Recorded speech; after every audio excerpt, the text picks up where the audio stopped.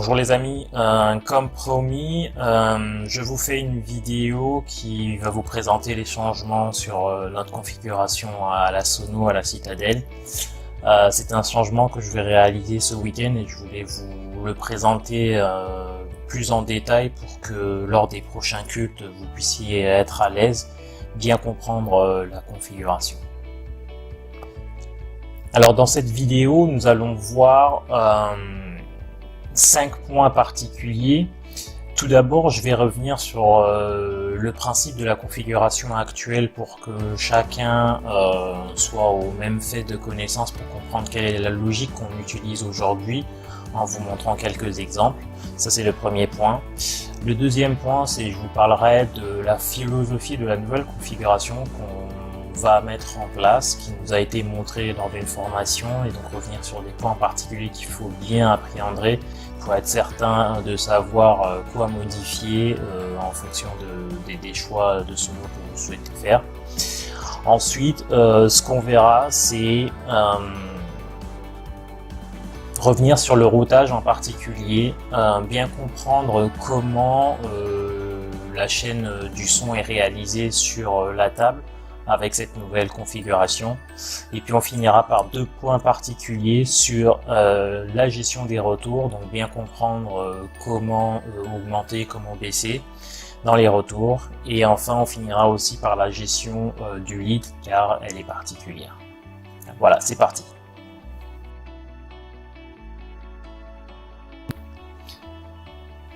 Alors aujourd'hui, ce que vous voyez à l'écran, c'est notre configuration actuelle de sonorisation.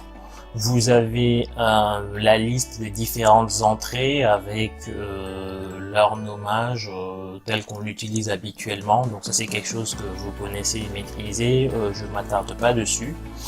Ensuite, ce que vous voyez dans cette partie de l'écran là, ce sont les différents sous-groupes que nous utilisons aujourd'hui, les différents auxiliaires que nous avons qui nous servent à la fois à gérer les retours comme vous le voyez en bleu ciel, gérer les DS qu'on utilise très peu, et ensuite gérer les auxiliaires qui servent au mixette pour les musiciens pour se faire leur propre mix dans le casque.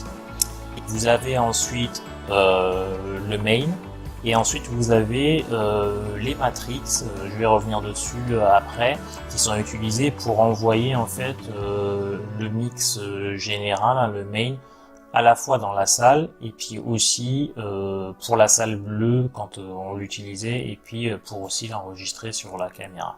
Donc ça, aujourd'hui, ça c'est notre configuration actuelle.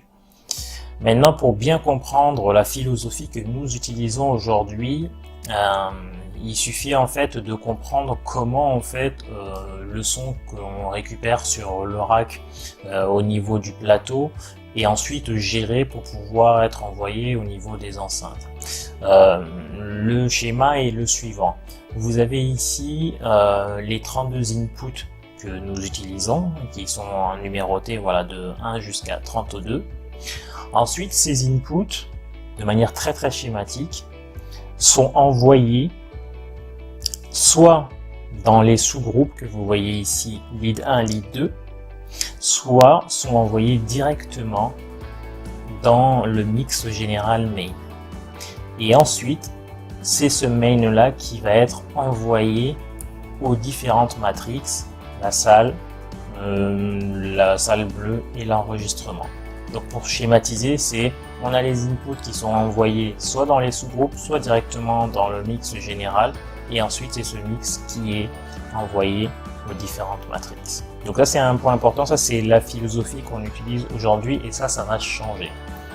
Ensuite, un autre aspect, c'est ce qui concerne les auxiliaires. Donc aujourd'hui, ce que vous avez, c'est que pour tous les auxiliaires que vous voyez, que ce soit les retours ou bien même les canaux qui sont utilisés pour les mixettes, aujourd'hui quand vous sélectionnez par exemple un mix, je vais vous prendre l'exemple, par exemple de l'acoustique.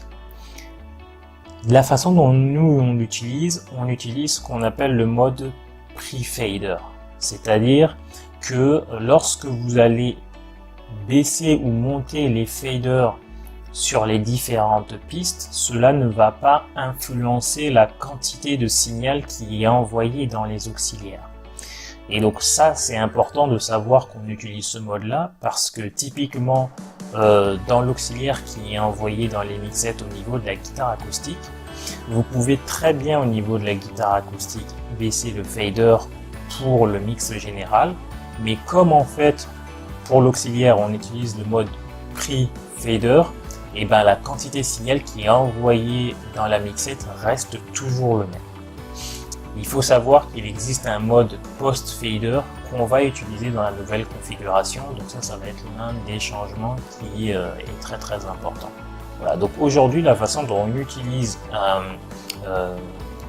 la sono globalement, c'est à la fois en termes de routage input vers sous-groupe, ensuite dans le mix général pour finir dans les matrix, et ensuite pour tous les auxiliaires on utilise l'ensemble des inputs en mode pre-fade. Maintenant on va voir quelle est la philosophie de notre nouvelle configuration. Alors l'année dernière, on a eu une formation qui nous a été donnée par Jean-Luc, qui est venu, qui nous a montré sa façon de mixer et qui l'a aussi réalisé lors d'un culte pour lequel on a pu tous voir à quel point la façon de mixer était performante. Et donc, ce qu'on a choisi de faire, c'est de mettre en œuvre cette nouvelle façon de mixer qui se traduit par une philosophie qu'il est important de comprendre pour derrière savoir comment techniquement faire la chose. Alors, le premier point de l'approche qui va être un petit peu différente, c'est que dans la façon dont on va mixer à partir d'aujourd'hui, c'est on va avoir un objectif principal, c'est de fournir le même message à l'ensemble des personnes qui vont écouter ce qui est réalisé sur le plateau. Alors quand on dit le même message, qu'est-ce que ça veut dire? Ça veut dire que le mix aujourd'hui que vous créez et que vous envoyez dans les enceintes de façade, aujourd'hui ce n'est pas la même chose qui est ressenti sur l'estrade parce que ce qui est remonté dans les retours est différent. Et ce n'est pas non plus la même chose qui est entendue dans les mixettes parce que les musiciens se font leur propre mix. Et donc la nouvelle philosophie, c'est de dire que l'ensemble des parties prenantes doivent avoir la possibilité d'entendre le même message, c'est-à-dire le mix que vous allez créer pour les gens dans la salle qui viennent au culte. Ensuite, le fait de dire que c'est le même message, ça ne veut pas forcément dire qu'ils vont entendre exactement la même chose. Ça veut plutôt dire que le mix que vous faites pour les gens doit être renvoyé d'une manière ou d'une autre aux musiciens et aussi aux choristes pour qu'ils puissent aussi entendre ce qui est renvoyé dans la salle. Pour vous donner une illustration, aujourd'hui, dans notre façon de mixer, dans les retours, on ne met que ce qui est nécessaire. C'est-à-dire, un chœur va vous demander d'avoir sa voix, la voix du lead, un peu de piano. Par contre, l'ensemble du mix qui comprend aussi bien la basse, la batterie, des séquences, etc., on va le mettre avec parcimonie. Là, l'objectif de la nouvelle philosophie et de la nouvelle approche, c'est de dire le mix qu'on crée en façade que les gens finalement apprécient, on va aussi l'envoyer vers les choristes et vers les musiciens pour qu'ils puissent avoir ce même ressenti-là et que finalement l'ensemble des personnes dans la salle de culte aient le même message. Le deuxième point important dans l'approche sur la nouvelle philosophie, c'est que l'objectif c'est de faire le moins de manipulation possible sur le son. Autrement dit, de laisser le son le plus naturel possible. Et pour vous donner un contre-exemple, je vous montre ici par exemple l'équalisation qui est faite aujourd'hui, la façon dont on procède sur les voix. On a un exemple d'équalisation. C'est pas choquant en soi, mais vous allez voir que dans la nouvelle approche, on va essayer au maximum de faire le moins de changements sur le signal, aussi bien au niveau de l'équalisation qu'au niveau de la compression, qu'au niveau des gates, etc. Et on va se servir de ces outils-là vraiment que lorsqu'on en a besoin et que c'est nécessaire. Donc ça, c'est vraiment un point important. Donc retenez en termes d'approche, ce qui va changer, c'est s'assurer qu'on ait le même message, le mix qui soit envoyé à tout le monde, et deux, le fait de faire le moins de modifications possible sur le son pour essayer de laisser le côté naturel prendre le pas.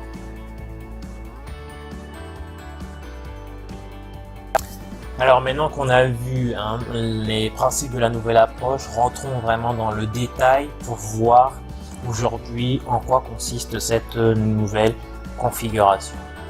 Et donc pour cela, on va regarder vraiment dans le détail quel est le routage qui est utilisé dans cette nouvelle configuration, et suivez vraiment ces quelques minutes parce que c'est vraiment important de comprendre comment c'est fait pour que vous puissiez derrière prendre les bonnes actions lorsque vous avez besoin de faire des ajustements.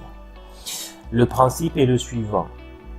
L'ensemble des inputs que vous voyez ici, donc de 1 à 32, vont tous être envoyés dans l'un des sous-groupes que vous voyez ici. Donc je vous décrirai ensuite les différents sous-groupes, mais le point principal, c'est de savoir que tous les inputs vont passer par un sous-groupe, notamment le sous-groupe stéréo qui s'appelle mix, qui va remplacer en fait notre mix général qu'on utilisait et qui va être déporté dans un sous-groupe stéréo ici qui s'appelle mix. Donc le routage est le suivant, l'ensemble des inputs sont envoyés dans un ou plusieurs sous-groupes. Ensuite, c'est là que le changement arrive. L'ensemble de ces sous-groupes-là ne sont plus envoyés comme auparavant dans le mix général qui lui était envoyé dans les matrices. Ça va plutôt être la combinaison des sous-groupes vont être envoyés directement dans les différentes matrices. Donc ça, c'est vraiment important de comprendre le cheminement. Toutes les inputs sont envoyés dans un ou plusieurs sous-groupes, et ensuite c'est la combinaison des sous-groupes qui vont être envoyés dans les différentes matrices. Alors ce changement, en fait, ça permet d'avoir une flexibilité importante parce que en gros vous pouvez construire un mix de salles qui est relativement complètement différent par rapport au mix de la salle bleue, de l'enregistrement, etc. Donc ça, c'est le premier point. Ensuite, on va regarder dans le détail à quoi correspondent ces sous-groupes-là. Alors, dans notre précédente configuration, on utilisait deux sous-groupes mono qui s'appelaient GP1 et GP2, groupe 1 et groupe 2, et nous, on s'en servait uniquement que parce que ces sous-groupes-là donnent la capacité d'avoir un équaliseur 32 bandes. Et donc, ce qu'on faisait, c'est que on se servait de ces sous-groupes pour pouvoir envoyer le micro du lead et le micro cravate qui est utilisé par le pasteur pour la prédication, qu'on a envoyé dans ces sous-groupes pour pouvoir avoir en fait une équalisation graphique beaucoup plus fine que ce que nous permet l'équalisation paramétrique à 4 bandes. Et ensuite, les autres inputs qui ne passaient pas par ces deux sous-groupes mono-là, on les envoyait directement dans le mix général. Aujourd'hui, dans la nouvelle configuration, vous allez avoir deux sous-groupes mono et un sous-groupe stéréo. Le sous-groupe stéréo, retenez que ça va devenir votre mix général comme on l'a vu auparavant. C'est-à-dire que l'ensemble des entrées ici vont être envoyées dans le mix général. Et ce mix-là, il est stéréo. Ça veut dire que ça vous permet, lorsque vous sélectionnez, de dire est-ce que vous placez les différentes inputs au centre ou bien d'utiliser le contrôle de panning pour pouvoir les mettre à gauche ou à droite. Voilà. Donc pour pouvoir gérer typiquement la panoramique là-dessus, il faudra venir sélectionner le mix du sous-groupe et de faire l'ensemble des changements que vous souhaitez et non plus revenir sur le mix général comme auparavant. Donc ça c'est pour le sous-groupe stéréo qui s'appelle mix. Ensuite vous avez deux sous-groupes mono qui sont utilisés, et donc là ça c'est une approche que Jean-Luc fait qui est intéressant. On va commencer par le sous-groupe mono lead qui lui en fait permet dans ce canal là de ne mettre que les inputs qui correspondent au lead. Donc le lead ça peut aussi bien être le chantre qui va être une des voix comme vous voyez ici au niveau de voix 4, mais ça peut être aussi les micros HF qu'on utilise de temps en temps pendant les cultes, ou même le micro cravate du pasteur. Donc ce sous-groupe mono sert à cela. Et ensuite il y a un autre sous-groupe qui s'appelle percussion, qui lui va être en fait une concaténation de la batterie et de la basse. Et en fait pourquoi c'est utilisé de la sorte? Parce que ça vous permet de compléter le mix général en mettant en plus en avant le lead et la percussion en fonction du besoin, soit du moment, soit de la chanson, lorsqu'on veut rapporter un petit peu plus de percus ou qu'on veut mettre un peu plus en avant le lead. Et ensuite, pour vous montrer l'intérêt aussi d'avoir l'utilisation de ces sous-groupes-là, c'est que derrière, vous pouvez très bien décider, comme c'est le cas ici dans la matrice qui correspond à la salle, de dire que je vais avoir le sous-groupe mix plus le sous-groupe lead avec le lead qui est mis un peu plus en avant et puis la partie percussion. Par contre, dans l'enregistrement, vous pouvez très bien décider de dire pour l'enregistrement, je vais mettre que le mix général. Par contre, la partie percussive dans l'enregistrement, j'en ai pas forcément autant besoin, et dans l'enregistrement aussi, le lead, on ne veut pas autant le mettre qu'en avant que sur la façade tel qu'on. Donc voilà comment vous utilisez en fait les sous-groupes pour pouvoir en fait gérer votre matrice. Ensuite, sur l'aspect routage, un autre point important à comprendre, c'est les auxiliaires. Donc si on revient sur la partie auxiliaire, ça va correspondre aux auxiliaires des mixettes et puis aussi au retour. Et donc là, le changement principal va être sur le côté post-fader qui va être utilisé. Qu'est-ce que ça veut dire? Si je prends l'exemple d'un retour, ça veut dire que lorsque je vais sélectionner le mix d'un retour, vous allez voir c'est que l'ensemble des entrées ici ne sont plus en pré comme c'était le cas auparavant, mais vont plutôt être en mode post-fader. Qu'est-ce que ça veut dire en pratique pour nous? Pour nous, ça veut dire que maintenant que tous les auxiliaires sont en mode post-fader, lorsque dans votre mix, vous allez décider de baisser par exemple un peu la guitare acoustique ou de mettre en avant un peu plus la guitare électrique, et ben dans tous les auxiliaires, cet instrument aussi va être baissé ou monté. Et ça permet de répondre en fait à cette approche qui consiste à envoyer le même message à l'ensemble. Puisque dans la façade, vous décidez de mettre en avant la guitare électrique, vous décidez de mettre un peu moins de caisse claire, il faut que dans les retours, au niveau des mixettes, il y ait ce ressenti de changement de mix. Alors typiquement en façade, ça va beaucoup plus s'entendre que dans les retours ou dans les mixettes, mais il n'en reste pas moins que ce changement que vous faites dans le mix va être ressenti par l'ensemble des personnes. D'où le fait de dire envoyer le même message à l'ensemble des parties prenantes. Et donc, si vous prenez les différents auxiliaires, vous allez voir que tous sont passés en mode post-fader. Donc ça, c'est un point très très important à savoir, c'est que l'ensemble des auxiliaires ont été passés en mode post-fade. Voilà, j'espère que c'est clair pour vous. Maintenant, si vous avez des questions, n'hésitez pas à revenir vers moi. Je ne vais pas non plus aller dans le détail de chacun des mix pour vous expliquer les changements qui ont été faits. Je pense que le plus important pour vous, c'est de comprendre l'approche. Ensuite, ce que je vous recommande, c'est de monter une scène, de voir comment elle est configurée, et ensuite vous allez prendre en main très facilement cette nouvelle approche. Maintenant que nous avons vu le routage de cette nouvelle configuration, j'aimerais revenir sur deux points et je vais commencer par la gestion du lead. Cette nouvelle approche est très intéressante dans la façon de gérer le lead. Je vais vous prendre un cas très concret qui nous arrive aujourd'hui.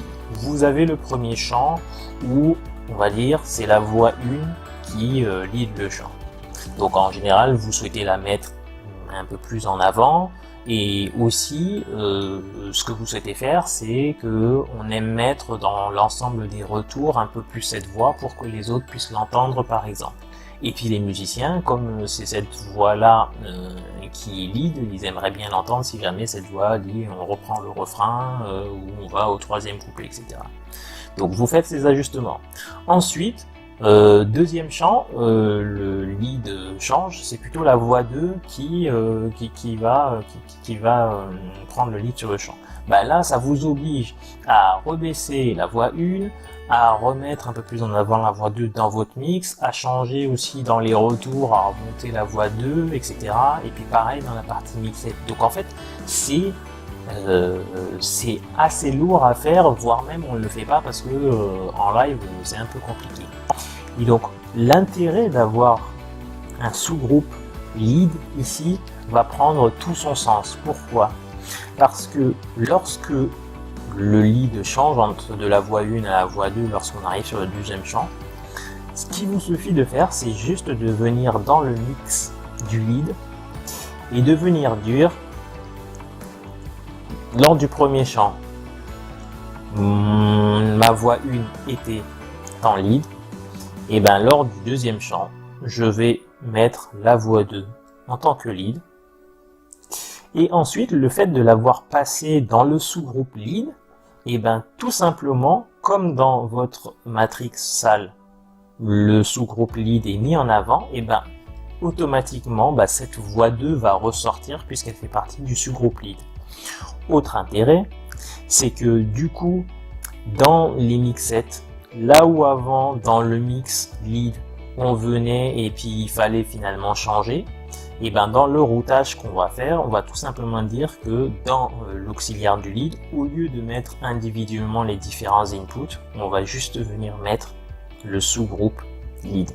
Et ainsi, vous ne faites une modification qu'à un seul endroit et c'est répercuté sur l'ensemble des auxiliaires, des matrix, etc. Donc ça c'est vraiment très puissant et je m'en étais pas forcément rendu compte et ensuite quand j'ai compris je me suis dit oui, ça va vraiment nous faciliter la vie.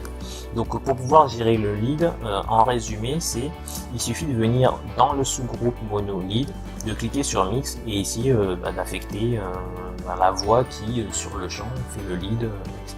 Voilà.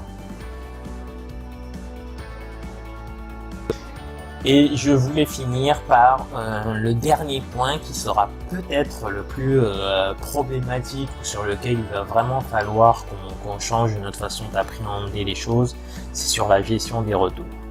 Donc historiquement, ce que nous avons toujours fait, c'est que lorsque l'on fait les balances, on sélectionne le mix des retours et on demande oui, dis-moi ce que tu veux, etc., etc. Je veux du piano, je veux de la guitare acoustique, etc., etc.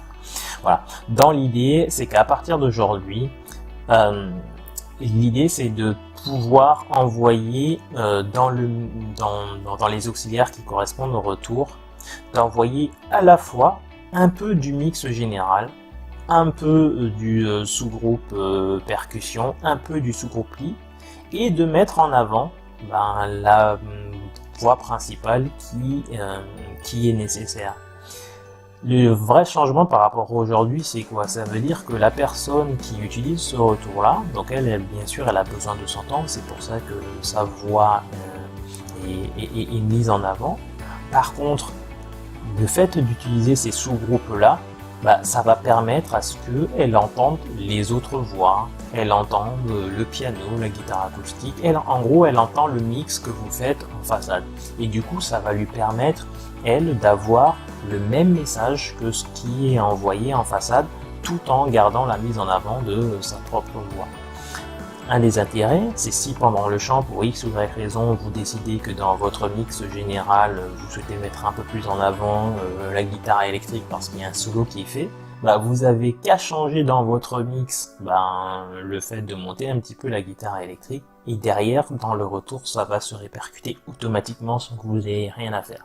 Donc là aussi, encore une fois, c'est une façon très très efficace de faire un changement à un seul endroit et que ce soit répercuté sur les retours. Maintenant, la question qui fâche, lorsqu'une personne ne s'entend pas, qu'est-ce qu'on fait? Historiquement, on a toujours monté un peu plus les gens. Et là, l'idée, c'est que lorsqu'une personne ne s'entend pas ou elle dit j'aimerais m'entendre plus que le reste, l'idée c'est qu'il faudra venir baisser ici les différents sous-groupes qui sont envoyés dans le retour. Voilà. Donc voilà la façon de le faire.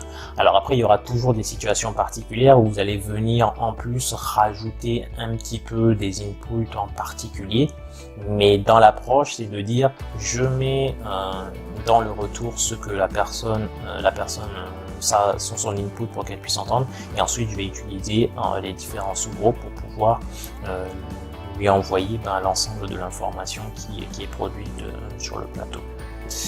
Ensuite, il y a aussi une remarque qui est importante, c'est que dans les retours qu'on utilise, les CADIS, il faudra veiller à ce que les niveaux de gain qui sont mis, que vous ne les mettiez pas à fond, et que vous les mettiez plutôt au milieu, c'est-à-dire au niveau du 0. Donc ça c'est quelque chose qu'il faudra faire systématiquement. Nous on avait l'habitude de mettre les potards à fond, il faudra juste mettre les potards au milieu. Et puis aussi il y a aussi deux options sur les cadistes qu'il faudra faire attention. On avait l'habitude de mettre les cadistes en mode sub, alors qu'il faudra juste les mettre en mode normal pour que derrière on envoie un peu moins de basses dans les retours que nécessaire. Voilà.